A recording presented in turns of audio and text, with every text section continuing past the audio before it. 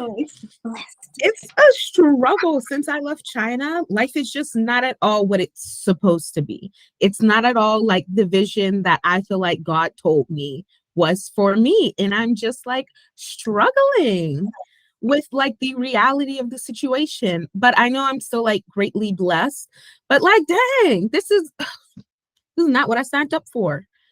So Man, yeah. I 100,000% feel that and what you mean. Like me just thinking about like the goals and just I still got hella goals and I'm going after all of them. But me really just thinking about what my life was going to be like leaving China and then going to Thailand and then coming back here. It definitely is a process, and it's just like you go through all these different realities or like, realizations with self where you just have to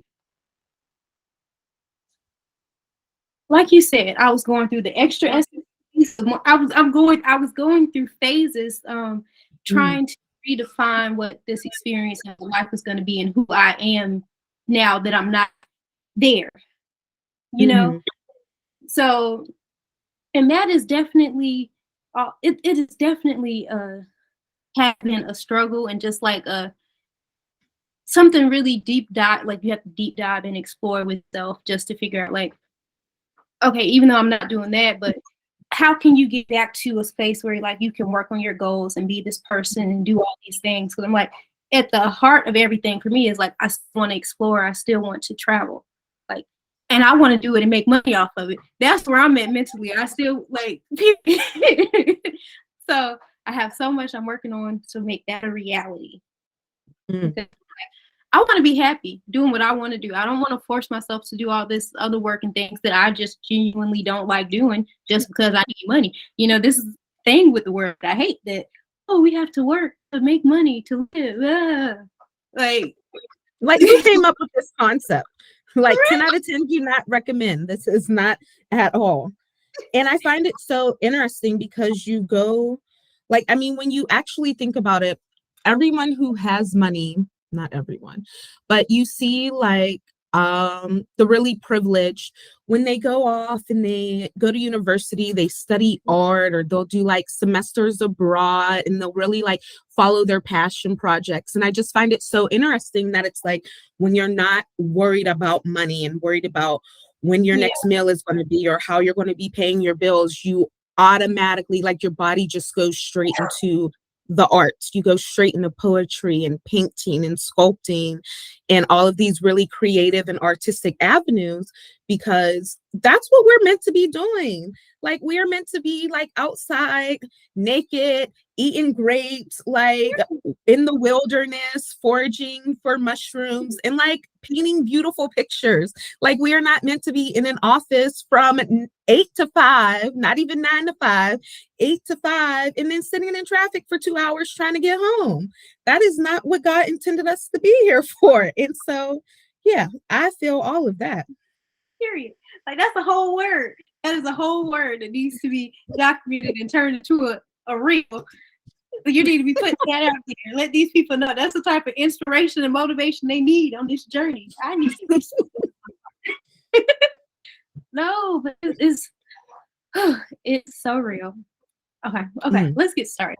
Like, because we could go all day when it comes to this.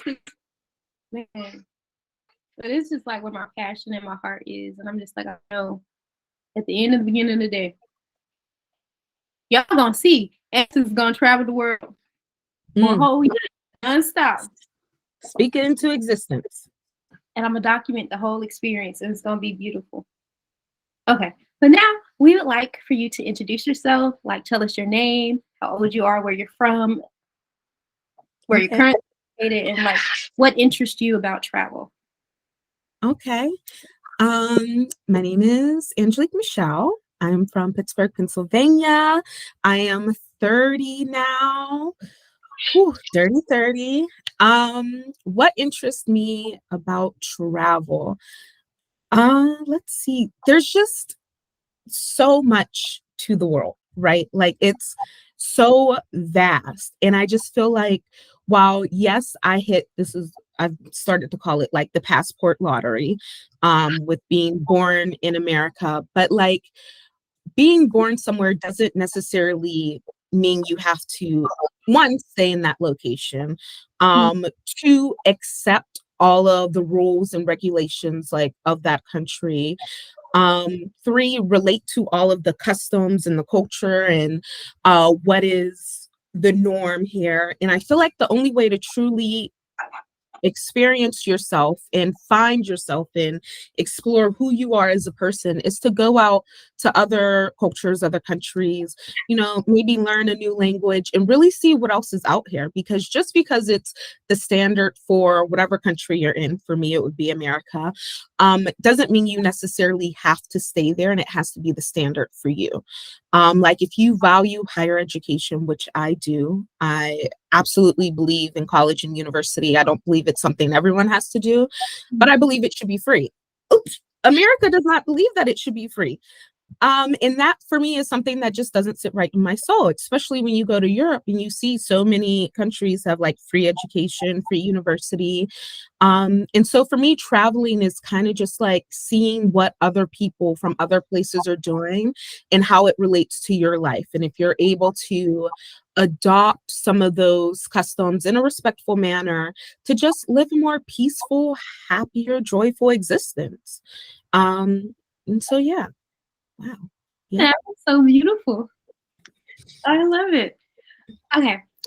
So what does travel mean for you, Essence? so I like this. Okay. So man, travel for me, like it's so beautiful and it's expansive. But it's a lot for me. Freedom is like the one thing that I think about when it comes to travel. It's the most free that I've ever felt, and I've always felt free just since I was born. Like my personality and just who I am, I've always just been free, adventurous. But travel just opens me up even more, I feel. And everything that I experienced with like living in China and living in Thailand, it just I want everybody else that I meet to experience the same things that I experienced, just internally, just the day to day of it all. It's the most, for me, just the most beautiful and freeing thing. And everybody needs to do it. Everybody needs to Agree. just to because you're going to experience so much growth and like learn so much about yourself. It's like it's definitely a journey into self, especially when you do it alone. You get up and make a decision to move from the United States, from Georgia, Atlanta, Georgia, all the way to China, like by yourself. You woke up one day and decided to do that. Like it's just so much growth and just confidence and self that comes with that, because not everybody's doing it. You know, not everybody's planning, like doing the research, planning it out, and like really seeing how it can be a reality. And then everybody's not deciding, oh, if I'm gonna travel somewhere, I'm going to China, I'm going to Asia, especially being in the United States. And at the time that we did it, like it was 2018. Like I just graduated from college and then You're left. still a baby, yeah. So like it was beautiful. It was beautiful. It was beautiful. Travel is beautiful. It just warms my spirit so much, and it just makes me happy. And like it's a bliss. That's the word I've been looking for. It's freedom and it's bliss, and I just want everybody to experience that. But that's what it means for me. It's love too. Like there's so many. It's just a beautiful thing. Okay, so where was the first place you traveled in life outside of your home state? What was the first place? It was Mexico. I remember I was young. I was in like maybe 9th grade, and my mom was like, we're going to Mexico. And I remember I threw the biggest fit. I was just like, what are we going to Mexico for? We go to Massanutten every year, and Massanutten's like this big, like mountain resort in Virginia.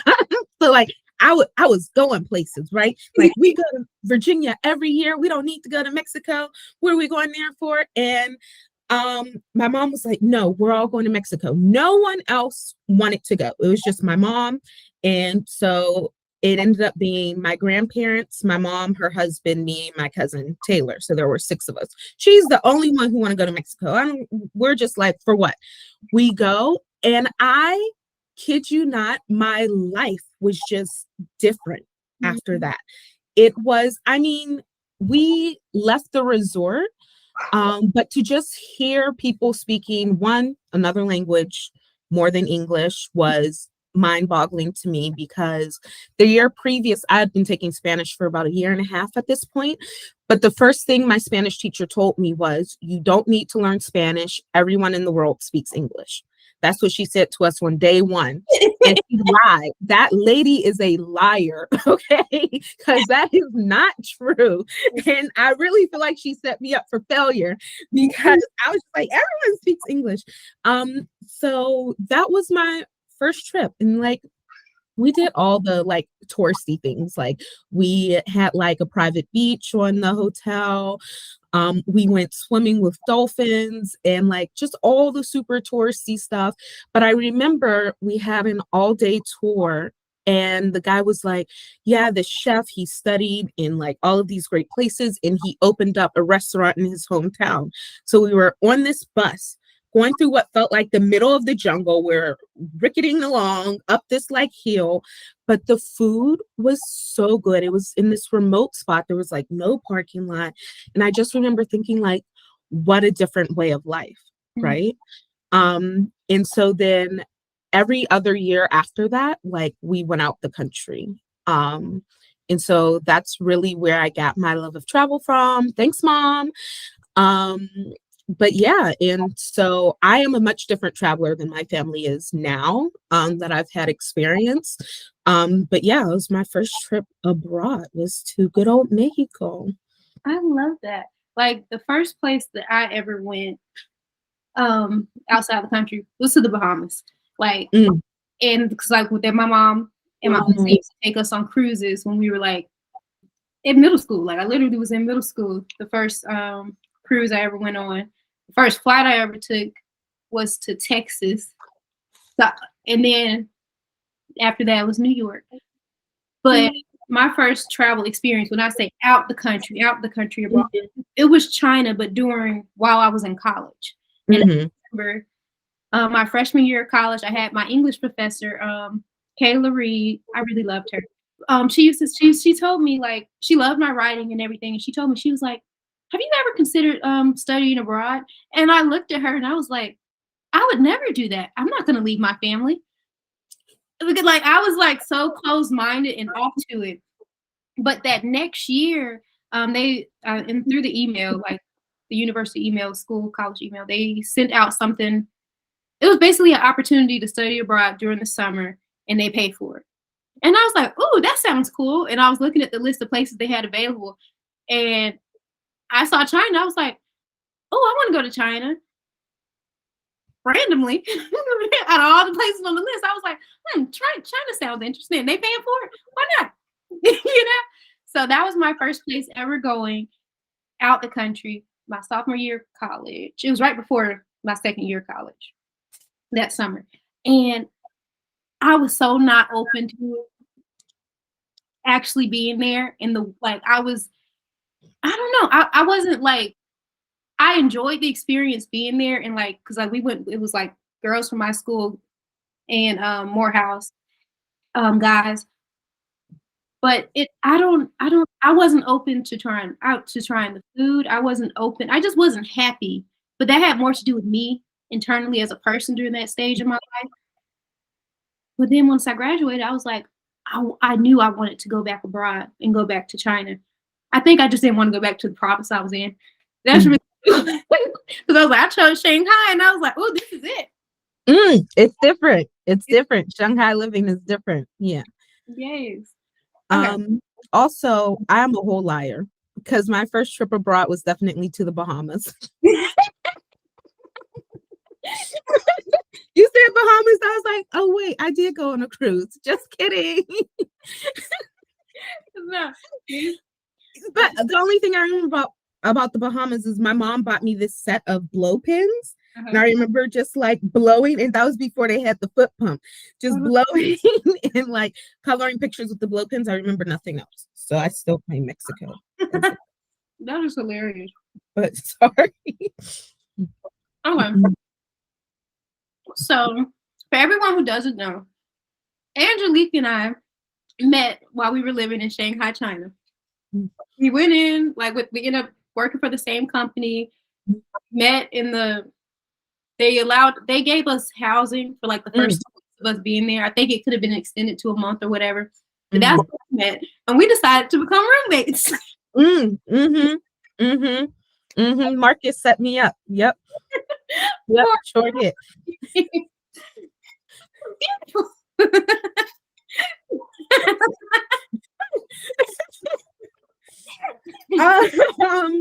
It was definitely an experience that I am most grateful for.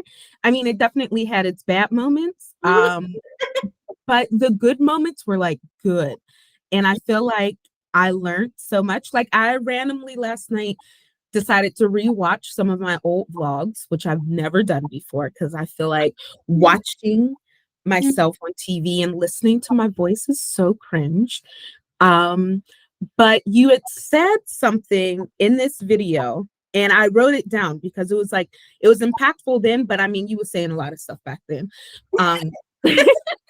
But it was so impactful last night. You said that you wanted, it was 20, what day was it? It was 2019. It was like spring 2019. And you said this year is about building collaborative, achievement-driven relationships. And I just feel like that is so intentional. And that's something that I want to do this year, is just build collaborative, achievement-driven relationships. I'm being so intentional now that I'm in my 30s. Like, everything is about plant seeding now.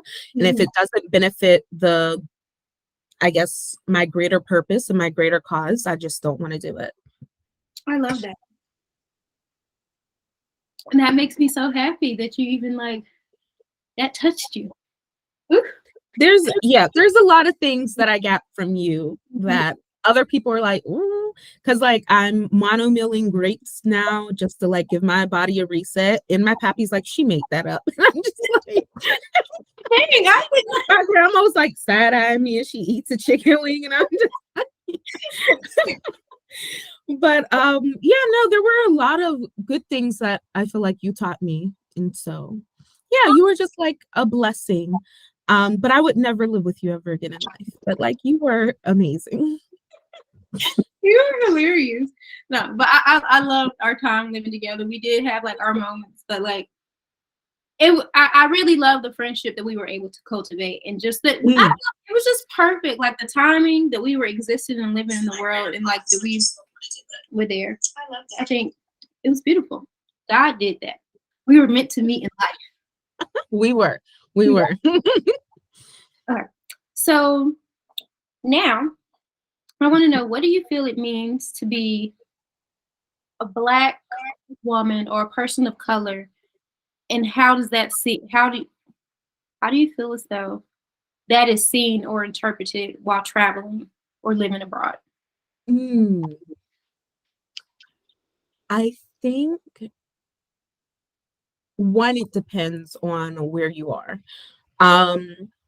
In China, I very much felt like a commodity.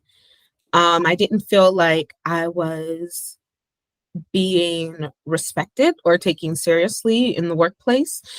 Like, I would get assigned all of these projects to do. I was like the first point of contact. They always wanted me to do extra work or do extra lessons or sign on for extra projects. And then when it came down to it, it was always, well, you're so uncooperative. And I'm just like, how is that the case when I've literally done everything you've asked me? Right. Or, oh, you always have an attitude. Or, well, this person who's, white, non-native speaking, said we should do this instead of what you're doing. And so we're going to do that. Oh, okay. But I'm the one who has, 4 TEFLs. I also actually have a degree in English. And I've been teaching for a lot longer. And I'm also the native speaker. So like, how is it that it was just all of those little things where like, you're good and you're better, but it doesn't matter because of your skin color. And so traveling I don't know in regards to China because like I was also living and working there. So I feel like my viewpoint and my perspective may be a little biased because of all of those additional factors into my experience. But when you're traveling as a Black person, you kind of have this internal struggle. And maybe other people don't have this struggle, but I have this internal struggle where it's like I am representing a whole class of people, right? You travel, they look at you, they immediately think Africa. And so you're just like, I am representing a whole continent of people, and Right. my actions are going to directly reflect on this continent that I don't really even, if I'm being honest, claim. Like, I've been to Africa one time, and that was in Morocco. So, like, not even where, you know, the Black folks are. And so it's like, you have the struggle where, okay, do you act a certain way because you want to ensure that you're not reflecting poorly on this whole continent of people? Or do you be yourself? And then it's like, oh, well, I didn't like her. So now, like, I'm racist, right? And then once you open your mouth and they hear you're American, so now it's you have those stereotypes, and it really just depends. I will say that when I was in South America, I met a lot of Europeans and we had a lot of discussions on just like racial relations and what it means to be Black. And I feel like um, it's a little bit more understanding there because they've, of course, seen more Black people in their life. So it's just, you have to do it in a way that makes you feel comfortable. And that, of course, comes with your experience in your home country as a Black person, and then how that dictates how you move about in foreign countries as a Black person. That's real. I don't know. I feel like I really be living in my own world because even though we was in China, I feel as though I was living in Essence world. There were times where I'm just like, okay, y'all are being extra. Y'all see me every day, and I know because it's like it's like a billion people, you know, in China, in Shanghai or whatever, you know. Maybe y'all don't see me every day, but y'all see me every day. Okay, y'all see at least one of us, three, five of us on this train in the morning, in the evening. It was just like I feel like the first few months, even the first year, I feel like I was unbothered. Mm, mm, And mm-hmm. over time, it was just like, okay, y'all y'all doing too The much. novelty wears off. Yeah, and Honeymoon stage is over. it's over Like, this is my life. Y'all are messing with right now. for But real. yeah, no, I get it.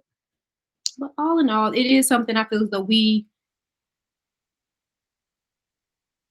it's interesting because I'm also thinking about it, like my time living in China versus my time living in Thailand. It's kind, you know, I love all the people that I met while I was living in Thailand, and I love Thailand, um, in China. But I feel as though what my time living in Thailand, there were less Black people there Mm, than in China. I mhm, know plenty of Black people in China, in Shanghai specifically, you know, that you can like hang out with, go to events, like because there was so much to do in Shanghai. I love Shanghai. If it didn't get so cold, I probably would have never left. I just wanted a vacation, but I feel as though in Thailand it kind of became like a thing where it's like you're like the token Black person, you know.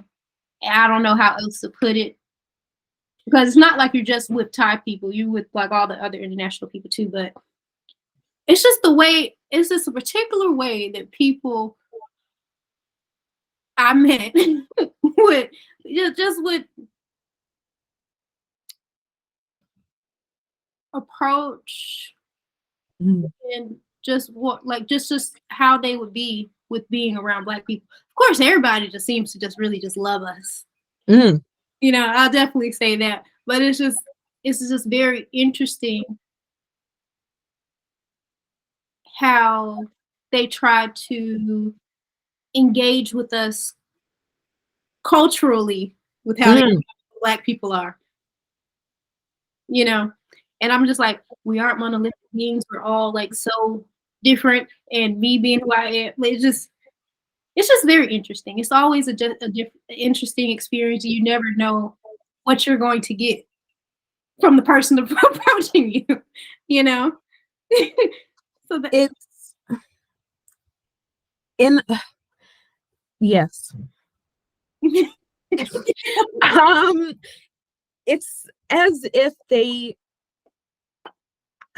they look at us as otherworldly. Like, heaven forbid I'm just another traveler, I'm just another human being that, like, I can't relate to you on your level. You have to somehow create this. You have this narrative of me and how this interaction is going to go in your head. And then I either don't live up to those expectations, or I'm either completely different, or just like, you just make a fool of yourself. And I'm just like, why is this wild person just talking to me? It's like, there's no comfort on either side until you reach a certain level of, okay, well, we've had these conversations or we've done that. It's always just like, I'm anxious and I'm on edge because I don't know what's about to come out of your mouth. Yeah. And you've psyched yourself up to have this conversation with this Black person that you randomly saw in like Thailand or China or Ecuador or wherever it may be. And it's like, I'm just trying to live my life. Right. And you were in Thailand at such a, I think, unique point, because one, I don't think many Black people move to Thailand to teach English. It's not as big as like the Black space in Shanghai. And then also, like, you moved like right smack dab in the middle of the not even in the middle, like you moved in the beginning. Like, I remember we had a going away party for you like right before serious lockdown happened in Shanghai. And I was thinking, you're going to go travel the world now? This was like, in my mind, nothing was about to get shut down. In my mind, we were really living in just like a completely altered reality. Because I remember going to dinner with Megan, like, yeah, there's a virus, but we can't stop living our lives. Yes, you can. Like that, you can and you will. Just give it 2 weeks. Like, life is over. Like, you were about to go in serious lockdown. But yeah, we were just, because I mean, we weren't getting the same news that the rest of the world was getting. My mom was like, oh, I think you should come home. And I was like, girl, I'm going to Hong Kong. I can't come home now. I remember my mom, like, I think we talked, and she was just like, you must not have been scared or nothing. You must have loved living over there. Because I thought you would have came home as soon as like this thing COVID and stuff. Like, I don't know what the news was in the US. You know, it had to be, because I'm just like, those feelings and those emotions that the people in the US were having wasn't going through my mind. We wasn't feeling any of that. They was having prayer circles and special prayers at church and stuff. And I was, trying to be at Disney, living my best life. like, there was a disconnect.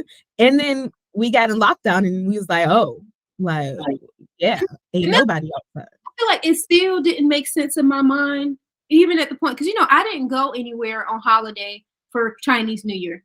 I was so nobody was there. Like, all the streets were empty and stuff like that, because that's what it would be like. And when I started looking for flights of places I could go, the only place that was allowing people in who had been in China was Thailand. But still, even in that moment, knowing that, I wasn't thinking this is like the whole world's about to get shut down. I made a whole plan. I was gonna go to Thailand. I was gonna go to Laos. I was gonna go to Myanmar. I was gonna go to Cambodia. I was gonna go to Vietnam. I was going to all of the countries that border Thailand. That was my plan. And the third week of us being there, they sent I think our flight, our airline sent us a message saying basically that they were like closing the airport the next day. But we had already booked our Airbnb, and because we were in Bangkok for 3 weeks, we were gonna be there for a month and then go to Phuket. We'd already paid for our Airbnb, so we were just like, we have to leave tonight. We were thinking They about to close the whole country. You can't leave the country. But it was the best place to be. You know, Thailand was the best place to be. So see, for me, it was, I remember the week leading up to Chinese New Year, Lunar New Year, sorry, don't want to offend anyone. Lunar New Year. It was, I remember Sabrina, who was like a co-teacher. She had been living in China for like 10, 15 years. Like her kids are full on, they speak Chinese, like born, raised in the system, great. So she was like, yeah, well, remember SARS and everything was bad. And I'm just like, no, I don't remember SARS. I don't know what you're talking about, but like, they can't just shut down the whole country. Like, that's illogical. Like, it doesn't make any sense. Like, we're way past that. SARS was in like 2004, 2006. I don't even know, because I don't know what you're talking about, lady. So she was like, be careful. They're going to shut everything down. I remember I talked to my mom the night before I left for Hong Kong. She was like, I think you should come home. And of course you're like, okay, well, you're in America. Like, of course they're overhyping everything. And like, people didn't want me to go to China to begin with. So I was like, I'm not coming home. I'm going to Hong Kong. I'm going to Disneyland. I'm going to live my best life. I'm going to see Chi Chi Dee. I'm going to see Mickey. I'm going to watch Mickey and the Wondrous Book. I'm going to eat some great food. It's going to be wonderful. I go to Hong Kong and I go to Disney that day. And I only spend half a day there because it starts to rain. I'm just like, oh, I have like 4 more days. The next day I go back. And before you could even get on like the Disney, metro to get to the park, they have like cast members lined up. Oh, the park is closed today, blah, blah, blah. And I'm just like, oh, why is it closed? And they're like, because of the virus going around. And I was like, oh, well, when are you reopening? Like, it's going to be like 45 minutes. Like, maybe I'll just come back tomorrow. They're like, oh, we're just closed until further notice. And I'm just like, okay. So I decided to stay in Hong Kong because, you know, they got that unrestricted internet. And so I was like, let me get some stuff done. And I remember on the way back, I was on the bus to take you to the airport. So everyone's on this bus, like with their luggage and stuff. And I remember Hong Kong is better than mainland China because they've been open to like the rest of the world for a really long time. But you still get like those few moments where people are like, oh, a Black person. Let me go talk to her. Yeah. This man followed me from the front of the bus. He would sit it down all the way to the back because that's where I sat. And he was talking to me. And so then he was like, well, he's so cute. He was like, where are you from? And I said, Shanghai. I kid you not, Essence. This man got up, sped to the front of the bus, had the bus driver like open up the door and let him off. And I'm thinking, we're all going to the airport. Like, this man just like must have left his luggage. Like, he was having, and I just remember laughing hysterically, like, wow, like, y'all really sensitive over this virus. And I get back to Shanghai, they're like, you have to do a 7-day like mandatory self-isolation. So I'm like, okay, like, cool, but I'll just stay at the house for 7 days. That's fine. I'm cool with being, I'm introverted. Like, I can stay and thrive in solitude. And then afterwards, like, life wasn't back to normal, but like the streets were definitely empty, but like all the expats were still out because, again, we're not getting the same news that the Chinese citizens are getting because none of us speak Mandarin, Shanghaiese. We're not on those platforms like Weibo and all that stuff. So we're not getting the same information that everyone else is getting. We're just getting like word of mouth and like, oh, this person translated this small blurb and then it's being passed around on WeChat. So it was very different. And then you were going off and I was just like, I don't know exactly what's going on with this virus, but I don't think it's a good idea. Because you were like, I don't even want to go to Thailand. I want to go to Indonesia. Remember, Bali was your place. Yeah. And I was just like, settling because Indonesia's borders are closed. And I'm just like, okay, well, if they're closed, how's she going to get there? Like, she still can't go. But we were just like in a completely different world. Yeah. Everyone else. It's everybody. But I feel like that was kind of a blessing too. Just like not be imparted in like all of that thing, like the fear that was put on the inside of everybody else. Like I'm glad we didn't experience that. It was for a lot of a people. blessing, yeah, and a curse, because we didn't experience that fear that everyone else did. Mhm. But I mean, also at the same time, it was like, but I mean, I feel like we were in different places. I feel like not experiencing that fear in being in the US would have been much worse Yeah. because I feel like, no offense, but the US, they didn't take the virus as seriously as China. So I could not experience that fear, but still know that I'm safe and I'm protected Mhm. because of the lockdown, because of the regulations, because like they're checking us and they're doing all of these these extreme measures to keep us safe. But I could not feel that fear because I knew I was safe. Whereas I feel like if it was in America and I'm not feeling this fear and I'm just going about my regular life, like Mhm. it could have had some serious consequences. No, I feel that. But I just pray and I just, thank God and the universe that, we blessed. Mm, We are blessed. highly blessed. Yes. All right. So now we gonna get there. No, I'm gonna get there now. Why did you leave? Oh, I want to know, why did you leave China? Ooh, ooh, um, Yeah. mm.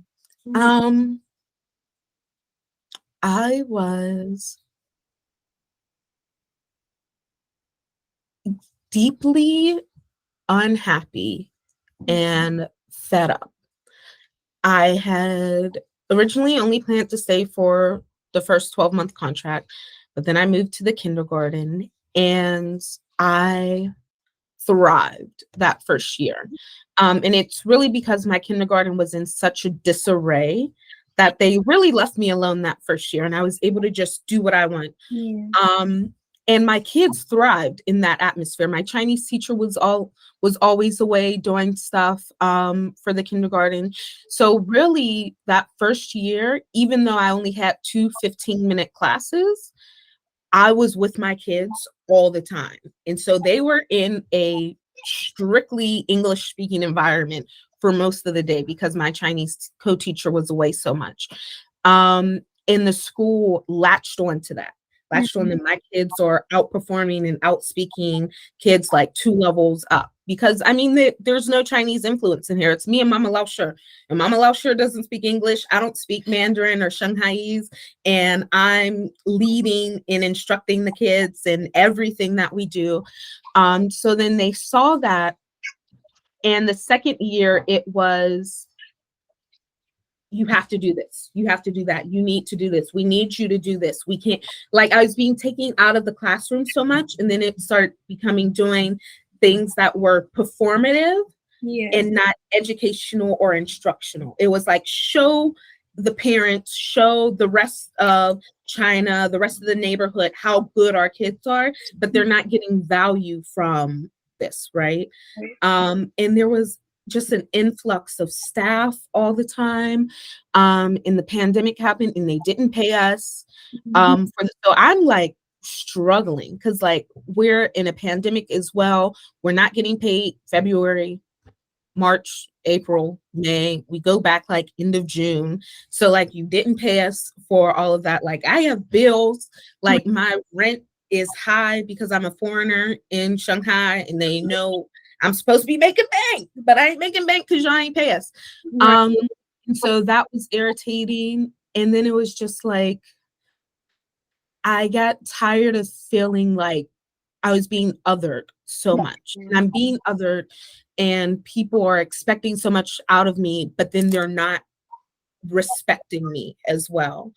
It's like I can go to all of your meetings, I can do all of these extra projects and assignments for you, but then it's like you complain constantly about me or my performance, but my kids are still outperforming everyone, where I have no parent complaints whatsoever. My parents are obsessed with me.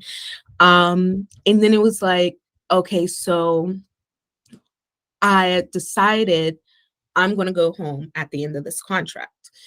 And I told them, because I wanted to be really respectful. And I know how hard it is to find native speakers, especially with the pandemic now. So Mhm. I was called myself being respectful. My mom told me not to do it, probably. And I gave them like a 3-month notice. I told them in June, Three towards the end months. of June. Yeah, I said at the end of my contract in, I think it was like beginning of September, end of August, I'm not going to renew. I'm just going to go back to the States. The next day, they fired me. And they were like, we're, they were like, well, you're not going to come back. And so we're transitioning into what they call summer camp. Because my school was like 12 months. So my kids were there like 12 months out the year. And they were like, so what we're going to do is we're going to pay you for this month and we're going to pay you for next month. But tomorrow will be your last day. So I told them on Monday, they fired me on Tuesday. My last day was Wednesday. And it was nice that they like paid me for a whole month that I wasn't there.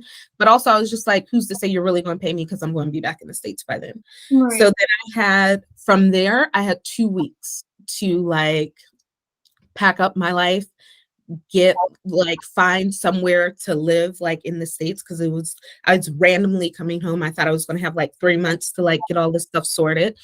And so, yeah, it was just a lot. And my passport was expiring in February. Had it not been expiring, I might have just looked for another company. But I was like, you know what? My passport's going to be expiring. I don't really want to be in a country in like where another lockdown could happen. And it takes like 6 months for my new passport to come because no one's in the office because everyone's stuck at home. And so that's when I was like, okay, so instead of finding a new position, I'll just go home. Like it's probably time. I've been here for 3 years already. I'm only supposed to be here for 1 year.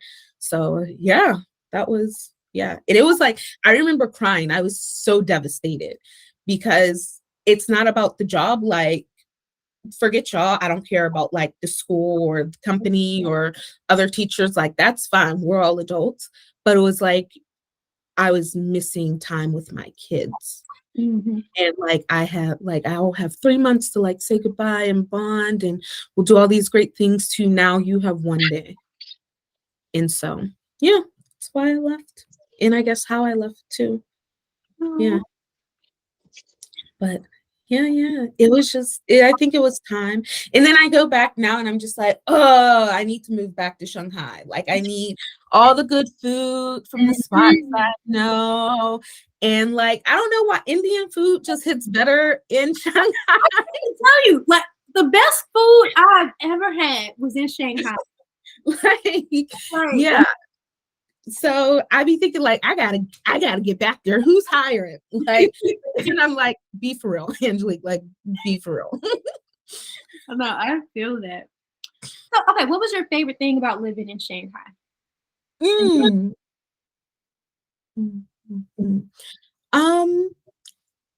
think just the freedom that I had. It was not my first time living alone. My first time living, lived alone. It wasn't my first time living independently. Because I had lived independently when I lived in England. But it was like my first experience, I feel like, as a full adult. You know, I have a career, I'm paying all my own bills. I have this space that's all mine. I'm not sharing it with anyone. The rent I pay is going like directly to the landlord. The bills are in my name, maybe. Who knows? I can't really. It was in somebody's name and I was paying it on WeChat, probably mine, but messed up. I don't know. It was like my own world that I was able to create. And I feel like that's probably not exclusive to Shanghai. That would probably be just anywhere. I feel like it was the first time that I was able to really just get out there and make it my own. And the reason I came to Shanghai was very different than I feel like everyone else's reason. But like, I was living my absolute best life and doing it by myself. Like the amount of time that I spent by myself versus with like other people or friends or coworkers was serious and a lot. And I feel like I really just thrived and allowed myself to breathe and feel all of my emotions and be who I wanted to be. And while I made a lot of mistakes and I look back and I'm just like, oh girl, I'm so glad you got it together at least somewhat because you was a hot mess. I'm just so grateful for that experience and for that person that I was, and, just trying to give myself grace. And so I just liked China and Shanghai for just the opportunity to be in a different environment and really grow from it. I love that. So, okay, what's something that you would like people to know about your experience living in China that they wouldn't know unless they actually traveled there or lived there? Mm. Hmm, hmm, hmm, hmm, hmm. Hmm.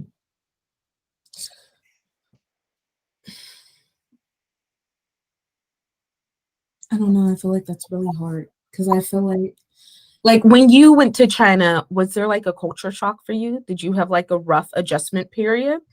Not to Shanghai, but the first time I went to China, and I was when I was in college. I first traveled to Beijing, but the university that we were in was Heilongjiang Mhm. University, Heilongjiang, Harbin, China. So it was super up north, and that was the biggest. Yes, that was the biggest culture shock of my life. It was nothing like Shanghai. Mm. Nothing like Shanghai. I loved Shanghai. Okay, um, I would say there in Heilongjiang, Harbin, where I was, the biggest culture shock and things that I actually wanted to kind of experience that wasn't there in Shanghai. Like they had all like food markets that were outside. Shanghai Mhm. didn't have that, because Mm. years before we got there, they wanted to clean the city. They didn't want that. But that's an experience I would have loved to have in Shanghai and created content with. Like what? Man, um, the spitting.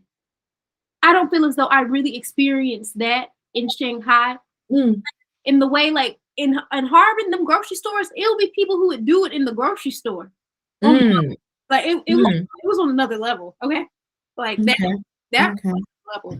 And most of them had when I went with it was a group of like 30 black kids, Mm. college. It was a group of us. So for them up there, they ain't you Never. seen Never. Ancestors ain't never.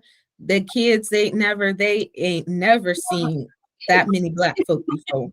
so there it I feel as though in Shanghai, because it was like more city like and they seen foreigners more often, Mhm. they didn't stare intensely the way the people up Mhm. there. The people in Harbin, they would I could never. and like just keep their face stuck like that.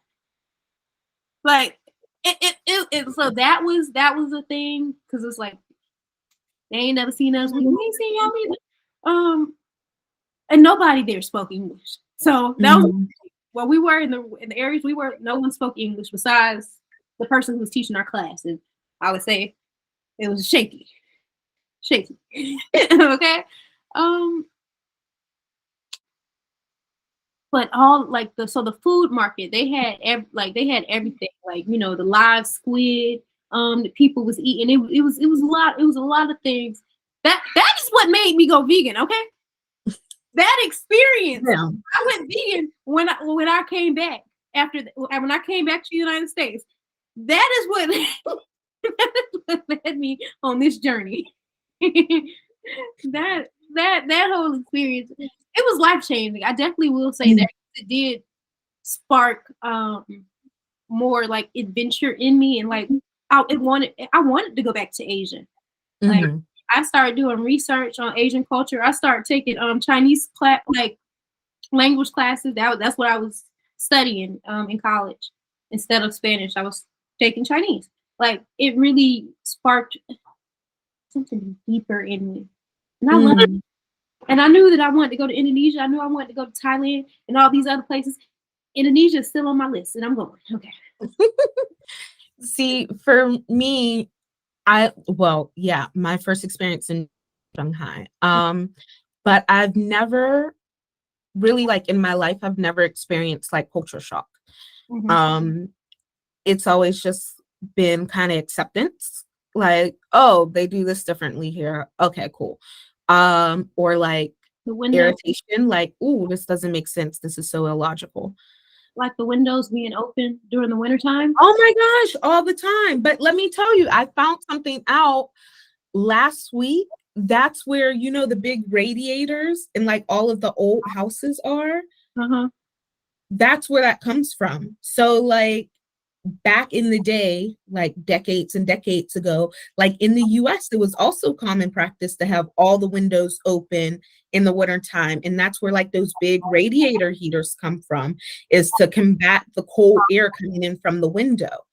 And I was just like, wow. But yeah, no, that was because let me tell you, China, you teaching with hat, scarf, gloves, 3 layers on before your coat. Like it's a lot. Yeah. And so I think the best advice that I could give for anyone going to China or just anywhere is just you cannot be judgmental. Yeah. And I know when I was living in China, I was extremely judgmental, not nearly as judgmental as other people, but there were some things where I would just think like did we think this through? Or like there are just some things where it's just like this makes absolutely no sense. And then like my Chinese or teachers are telling me, right, it makes no sense. Well, okay, then why are we doing it? But then it's like like there are just little moments and you just it's not your country to judge, to dictate, to criticize. And so you just cannot be judgmental if you're going to travel.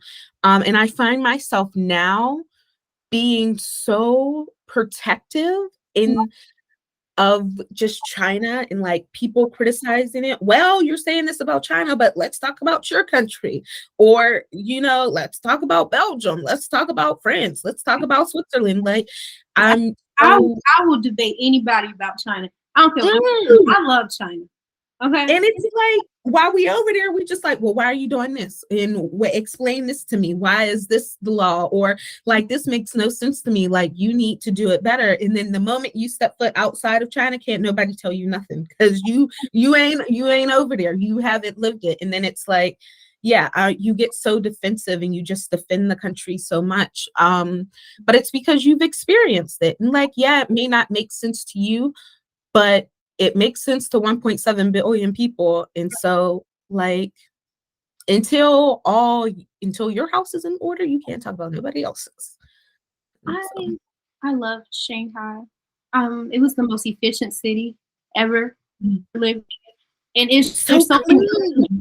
So clean. There were so many elements that I would love for the US to adopt, but it's just WeChat.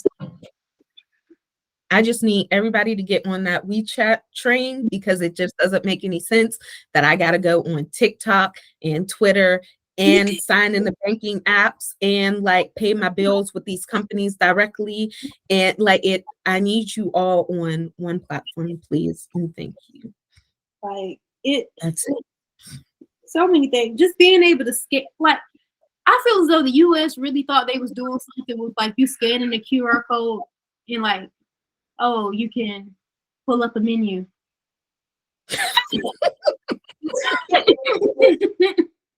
Or what? We tech savvy over here. Like they really feel like they were doing something. But I'm like,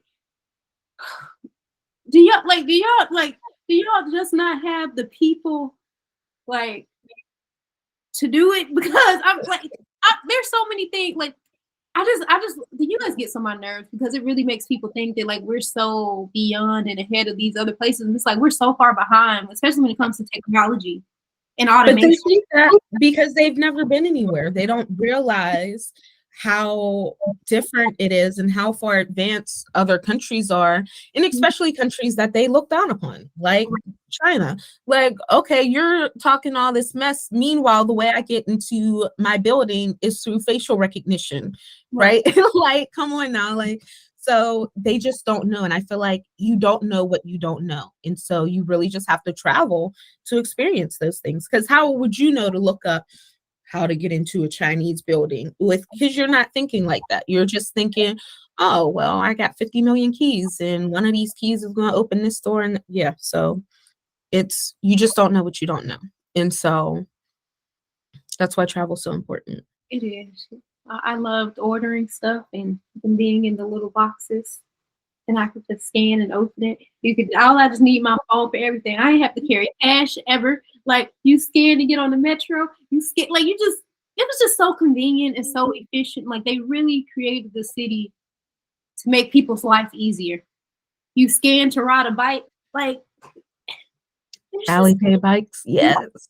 they're just Make so one. beautiful benefits. Okay, okay, we can move on from China. I just love China. Okay, okay. What do you feel as though is the most challenging? Okay, I'm gonna get there in a second. How did you plan your move abroad? I planned neither of my moves abroad, not nan one of them. I'll start with England because that was the first one. That one I planned, I feel like, kind of a little bit more. So, backstory, I was studying creative writing at university. What? And it was my sophomore year. I remember I was still in the dorms. I received like this flyer, and it was like dark tourism and extreme topics. And I was like, okay, you know what? I always max out my credits each semester. I was like, I have a spot left. Let's just take this dark tourism class. Took the class junior year, fell in love. Took the class fall junior year. I decided, bet I'm going to add tourism on as a minor. So I start taking all these tourism classes, spring, junior year. And I'm like, bet this is another degree. So because I had already completed all of my requirements for my creative writing degree, I could add on tourism as a degree for my bachelor's of arts. I ended up having Dr. Ryan 4 times each semester for 3 semesters straight because she taught all of the tourism classes. I ended up, Dr. Ryan was such an inspiration for me. She was Canadian. She came, and it was so weird. I feel like she's probably the only Canadian I've met that feels this way. She came down to America because she wanted to live in America, but also she didn't like the universal health care. How? How do you not like universal health care? But she had such an American mentality on it. I'm just like, oh yeah, you with your people for real. Like you was meant to be here. So she actually, I ended up working for her. I switched my work study. So I ended up working for her, did an internship with her. And then she was my professor for 4 of my classes each semester. Dr. Ryan had gone to England, Bournemouth University, and gotten her Master's of Science in Tourism Management. And I was like, oh, yeah, get a master's. Like that, I can do that. At this time, I wanted to go straight through bachelor's, master's, PhD, all done by the time I'm 25. That was the plan. Whew. Sidetracked. Anyway, so I'm in class one day and I'm taking notes and I just decide I'm going to England for my master's. Bet. Boom. Done. I start doing some research. I'm like, okay, I don't know what's a good school in England, like Oxford, but I'm just like, I'm not getting in Oxford. I don't even know them people. So I'm doing research and I come across 2 schools, University of Surrey and then Bournemouth University. I apply to both. My mom's like, well, what about school over here? Well, my mom wanted to live on an island. I was like, you know what? I'll apply University of Hawaii. And then that way, if I get in, we just both move to Hawaii because she's always wanted to live there. Okay, bet. University of Hawaii, I don't think they've ever even responded to anything. Like my application is just like floating in floating in the air. Who even knows what happened? I'm sure I had to turn some other stuff in that I didn't turn in. I don't know. I never got a rejection letter, an acceptance letter, a conditional offer, nothing. It's just floated. It got lost in the Netiverse. Who knows? I remember it was February 2014. It was during spring recruitment. So I was an AO, I was an Alpha Omega. So I wasn't wearing my letters all week and I was doing recruitment for all of the sororities on campus. And I was just a representative and doing stuff like that. I remember getting the conditional offer email from Surrey. Mm-hmm. And I was like, I couldn't tell anyone. I had to wait for all the girls to come back to like the main auditorium. And I ran up to my sorority room and like we celebrated for like 2 minutes. And then I had to go back because no one was allowed to know which sorority I was in. So I was like, I'm moving to England. Bet. Done. Bournemouth sent me a conditional offer a couple like weeks later, but their conditional offer had a bigger scholarship. And this was the one time my mom said, she's, and I'm sure she'll deny it. She said, don't let the financial situation determine which school you go to. My mom has never, ever in her life repeated those words to me. It's always money, money, money, money. I decided to go with Bournemouth because I was like, it's bigger scholarship. Why not? So I remember being so obsessed that I didn't really do any research except on Google Earth. Like Mhm. I would go be like, this is the dorm I want to live in.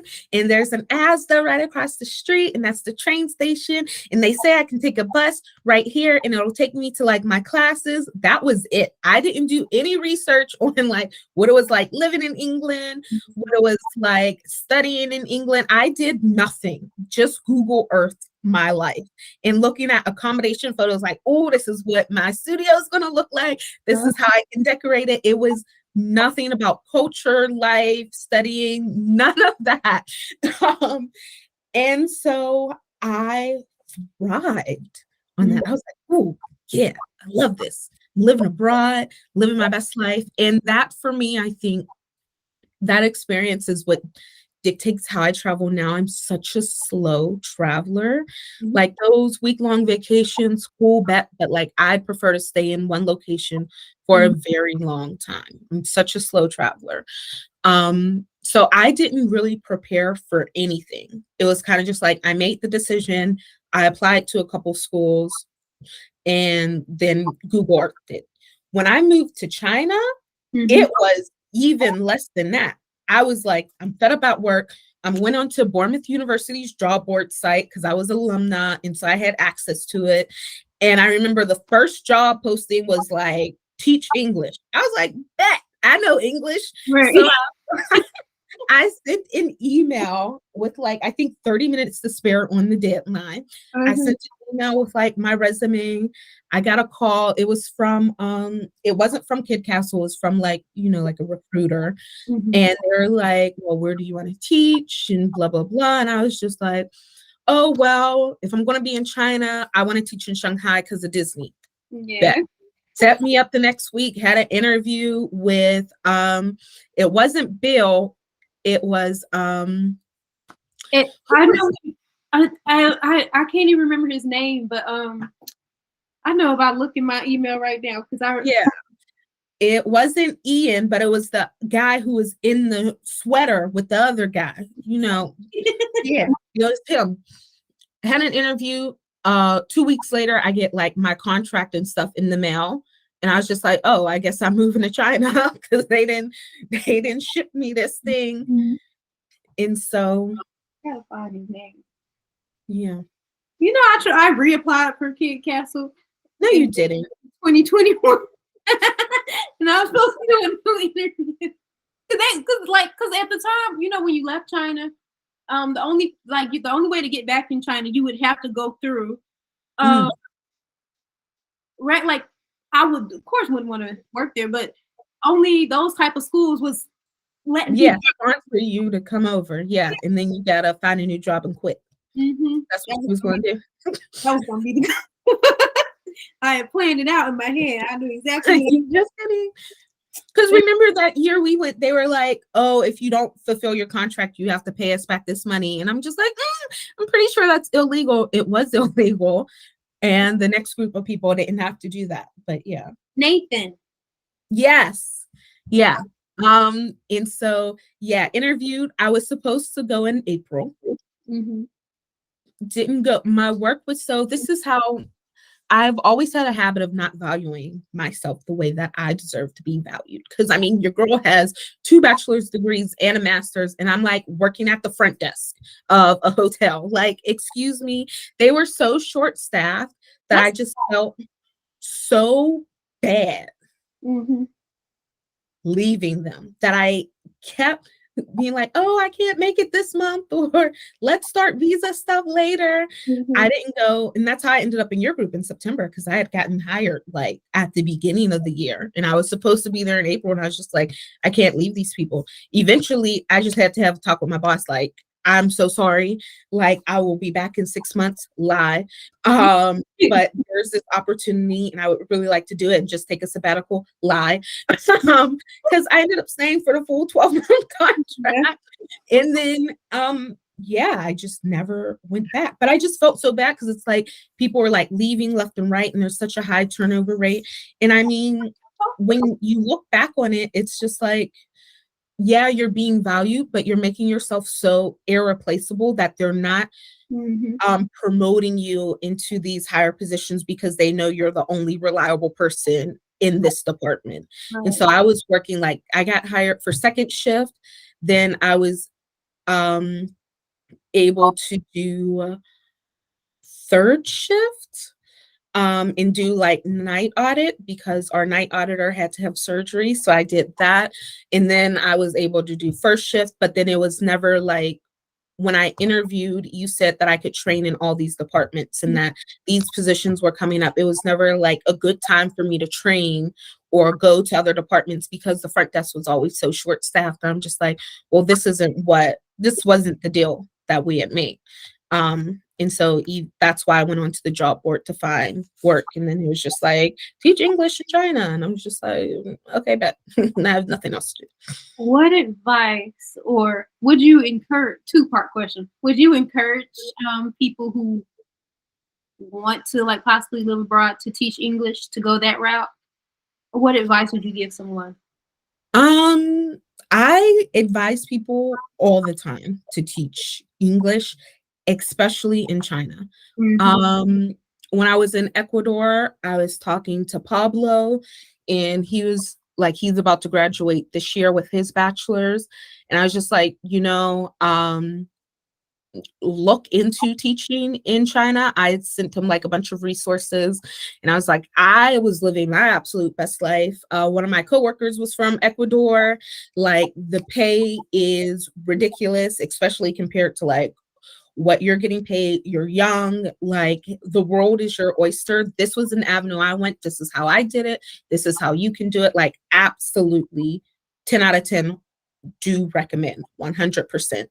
I was on Reddit 2 weeks ago, and this girl was talking about how she became a teacher because her parents wanted her to be a teacher, and she absolutely hated it and all this other stuff. I sent her links to China. I was like, I never wanted to be an educator. I did it for 3 years in China. The kids are super respectful, amazing. The pay is incredible, and it's an opportunity for you to get out and travel. So look into that. If you don't like teaching in the States, doesn't mean you can't teach somewhere else. And that's one thing that I kind of wish I had known sooner. Because maybe I would have studied education in college. Because teachers get paid. Girl, Like, if you get that teaching degree, anywhere, the world is your oyster. I, Like, I Dubai, here I come. I had a moment where I was just like, I would go through the whole process, get a teaching degree, so I could go to Dubai and teach there. Like I have thought about it. 'Cause I'm like, this it is money that you can You save. make You make Hong Kong, like those US, private schools, you make bank. 6 figures, 6 figures to teach in Hong Kong if you have a teaching degree. Like, it's wild. And our teachers over here get what, 45,000? Could never be me. Goodbye. I am definitely going to an international school. So yeah, so that's something I tell people that all the time. So I would 10 out of 10 definitely recommend that. Shoot, you might see me back there next year. Who knows? I'm telling you, for that extra money to save up for a year, I can get all my camera equipment, all my equipment for all the stuff I want to do. That's what I really be thinking about my end goal. That's the thing with China. It's like quicksand. You go with the intent of only being there for so long, and then next thing you know, like 5 years have passed. Yeah, yeah. You're just like, oh, I guess this is my life now. And it just the way China is set up, it just makes it so easy and to want to stay longer. You know, like just like it's just the vibes, like the work life balance, everything just makes it just makes sense. Like And that work-life balance outside of training schools, don't let them folks lie to you, because they lied to us. It's like, yeah, you get paid a lot more, but you do a lot more work. No. My second year in the kindergarten, I had two 25-minute classes, and like that was it. The rest of the time, you just want me to sit here in the back of the classroom. Okay, bet. I could walk the kids to Wei Chi class. Bet. I could walk them to art class. That's cool. And so yeah, no, don't let them lie to you. Them kindergartens where it's at. Bless you. Thank you. Bless you. But I did plan out my trip to China, my move. I knew, because when I decided, okay, I'm graduating in a few months, I'm getting my degree. And I was like, there is absolutely positively nothing that I want to do with this sociology degree. I don't want to go get my master's or my PhD in sociology and anthropology. And that's what my professors was trying to convince me to do. And I'm just like, that's not what I wanted to do. Like, I knew that I wanted to travel. So I started trying to figure out, how can I travel? And I ended up finding, I researched something. Like, and I looked up something, and it said, it wasn't even something I researched. I received a random email one day from a lady saying, hey, are you interested in teaching abroad? Are you interested in teaching English abroad? And I was just like, teaching English? I opened the email and I'm reading it. I was like, this seems interesting. So I started researching everything about teaching English abroad. And then South Korea is originally where I was going to go. That's why, before China became a thought in my head for teaching English, I wanted to go to South Korea, because all the vlogs I had seen people create, South Korea just seemed like it was it for me. But when it came to like applying for the jobs, because I wanted to go through the EPIC program. Did not get it the first year, but that was because the person who was the recruiter person, they submitted my application late. So like they really they're the reason. It was your fault. It was your fault. It was that man's fault. I'm really upset now that I think about it. But I applied for over 100 jobs. I was on all the job boards looking for jobs, and Kid Castle was the one that shook for me. I was like, this is perfect. And since Shanghai, I started finding everybody, the hashtags on Instagram, Black in Shanghai, and I start messaging all the Black girls I saw about, hey, I see that you teach English in China. What's your experience like? That's like me just talking to them led me to being like, okay, I think I really would want to go to China. They like it. And I worked and I saved. I did not go out. One time I was bartending at the time, so I worked for the next 5 months, and I saved up. I think I saved up about $6,000. I was happy. What happened in the course of me saving it and getting to China? I feel like it was a lot. In the midst of all that, I know my bags was overweight, and then my dad's in there with me. He was like, he started helping me take stuff out my bags to throw away, and I was like, why would I throw away my stuff? Like, I'm leaving. Like, this was an intentional decision. I'm leaving to go all the way over there. But I was happy. It was definitely an experience. I was happy with the group we came in with, the trainers we had. It was really great. I appreciate every part of the experience. Yeah, I fully believe I was meant to be there in September. For sure. Okay. What was my next question? Let me tell you this before you do your next question as well. Why are you making that face? You're making me nervous. Okay. So I have a meeting at 1:30. I'm so sorry. It's so last minute, but it will only be a 20-minute meeting. Okay. So if you're okay with taking a break at 1:30 and then coming back. Okay, we can do that. Okay. I'm so sorry. It's last minute, but it's with this Google coach. And so I was like, oh, well, I can't not do it because it's Google. But yeah. Okay. So what time do you want to stop? Yeah. Ask the next question. I'll try to be quick. I talk a lot. I ain't got no friends. This is my only social interaction because my grandma leaves me at home all day by myself. Oh, no, I feel like we end up talking and then it becomes more. But I love it. Um, I got a lot of questions. Like I feel like all these questions are gonna be like not short answer questions.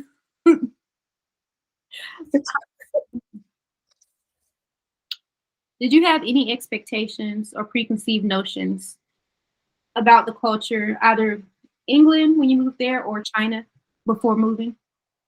Mm, no.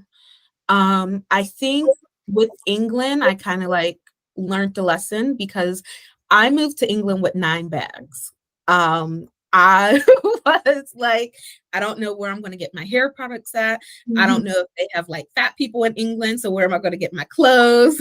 Like, I was just like, it was like I was moving to like the middle of nowhere, right? I had no expectations except for there's a grocery store called Asda across the street from my accommodation. So for me, it was nothing. So I definitely overpacked and I had so much stuff. Mhm. And I think when I got there, I was just like, you're such an idiot. Like it's England. Like, come on now. You're not moving like to this random area in the desert. Like, of course, there's technology. Like England, get it together, girl. And so ever since then, I've just been like, no expectations or anything. I'm just gonna take, and I still overpacked for China. Um, so I learned that lesson of like you were just like taking everything because you didn't know anything, and still not knowing anything, it didn't prompt me to like look online because for me it wasn't like the internet was just this thing that you used for Netflix and like school. Like it wasn't, I wasn't big on YouTube, like hashtagging and stuff. Like I had just the semester before got a Twitter account that I had never used. So like social media for me wasn't a thing. YouTube wasn't a thing. So like I wouldn't even know what to search for or how to search See, my when I was moving to England. so I research everything. Yeah, so that wasn't me. Years later, moving to China, I just like didn't even care. It was kind of like I applied for this job. 2 weeks later, I have this offer, and it's just like, well, I guess I'm going because like I didn't already did. Like, why not? And then I remember my granddad asked me. He said, well, what if you don't like it? And I was like, I have no choice. Like I signed a 12-month contract. Right. Like I have to like it. Like I'm stuck there for 12 months. Of course, like you could just up and leave. Like Yeah. that is an option. But I was just like, there's no choice. Um, and so there were no preconceived anything. It was just like, we're going to figure it out when we get there. And so I knew I didn't even research like how to find housing. They was like, we're going to put you in this apartment for a month. I was like, okay, cool, bet. Like, that's it. We just going to figure it out as we go. And my mom hates that. I'm very much a winger and she is just planning it all out. And so my friends were like, what are you going to eat? Food. I don't know. Like, if I have to only eat rice every day for a year, then that's what I'm going to do. But I'm pretty sure like there are vegetables and stuff in China. Like, I'm not going to starve as a vegetarian. And clearly, I have not. So, So funny. yeah. Did you have any preconceived connotations or notions or expectations? No, not for China. Because like prior to going, because I was thinking, they did because I had already been to China, no. And while I was in college, they took it like we did like a cultural immersion thing. So like they Mhm. like tried to prepare you to be culturally aware so you would not react to certain things. So like things would just be Mhm. kind of normal. So they just they just kind of like equipped us for the experience, you know? So, and I was open. Like when we went, like when we moved there, I was open to everything, you know? It was an adventure. I was happy. It wasn't even sure. Mhm. I was happy. I Yeah. loved food. It was beautiful. Mm. Our whole first year, I was sick. Like at least twice a month, like full on sinuses messed up. Mm-hmm. everything. And I think it's because I was drinking the water Mm. at the school because it was filtered water. It's like this big thing and it filters. Come to find out, they weren't they were just they had it hooked up to just like the pipe. And so it wasn't filtered water at all. They were just filling it up with just regular old tap water. And I kept getting sick. The moment I stopped drinking that water is the moment I was able to fully enjoy China and all of its glory. I would have been so upset. But no, I already knew not to drink. I was 100,000% drinking water. Well, I thought it was tap. I thought it was filtered water. And then also I had taken like the little, No, what is it? The typhoid pills or whatever. Yeah, no, they played me. no, 'cause when I was in Heilongjiang, Harbin, when we were at that university, the water that was coming out of the faucets was brown. So I didn't even. We had to use not tooth, but water bottles just to brush our teeth and wash our face. So I didn't have high expectations going to China when it came to water. When it came to water, but Shanghai definitely was better. I feel as though the water definitely was clear coming out our showers. So Yeah, you know, my curls were absolutely thriving in Shanghai. In England, no, that it was. I look back on my pictures of like me in London for the first time, and I'm so irritated because my hair just looks frizzy and dry. I had to buy a water filter for my studio because the water there was just not right. But in China, I was just living my best curl pattern life. Like it was great. my hair was thriving too. It was just I was in my essence era. That was a beautiful era. You were iconic at that time. I love that. You were just such a presence. Like, let's really talk about it. The pink hair, gorgeous. Before the pink hair, like the short blonde, curly afro, amazing. The outfits, makeup, on point. Like you were at your purest form, your essence. It was just gorgeous. Like carrying around that big old camera, trying to get B-roll footage. Like you were truly like doing it. And yeah, it was inspirational to see and live with. Period. Or to see them live with, but yes. Like, It was you were set in your ways.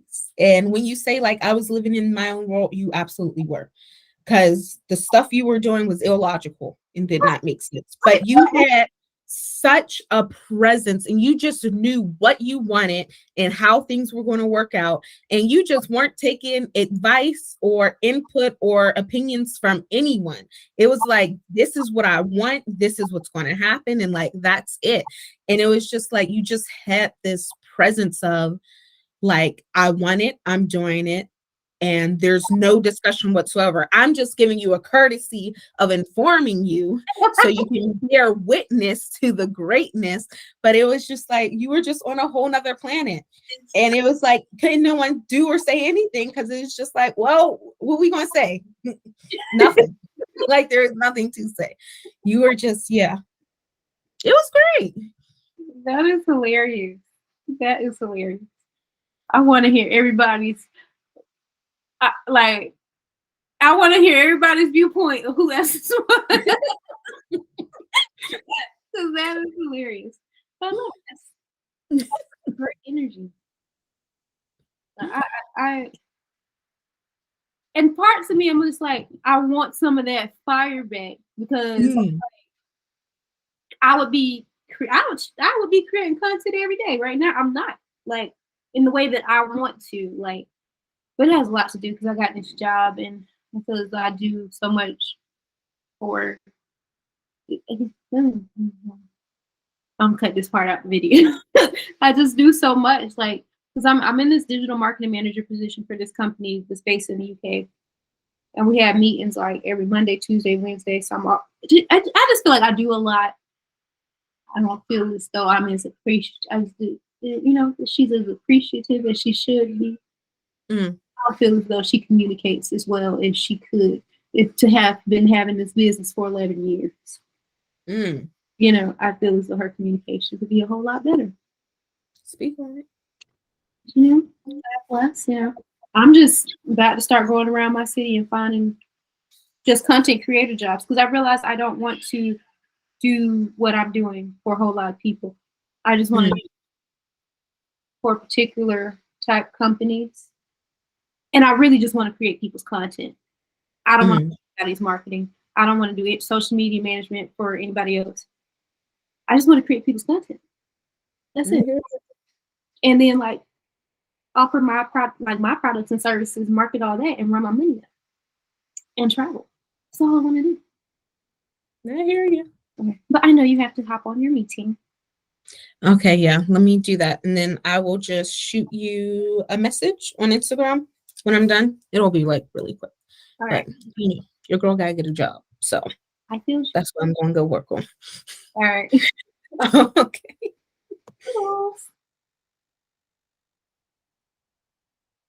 Do I stop the recording?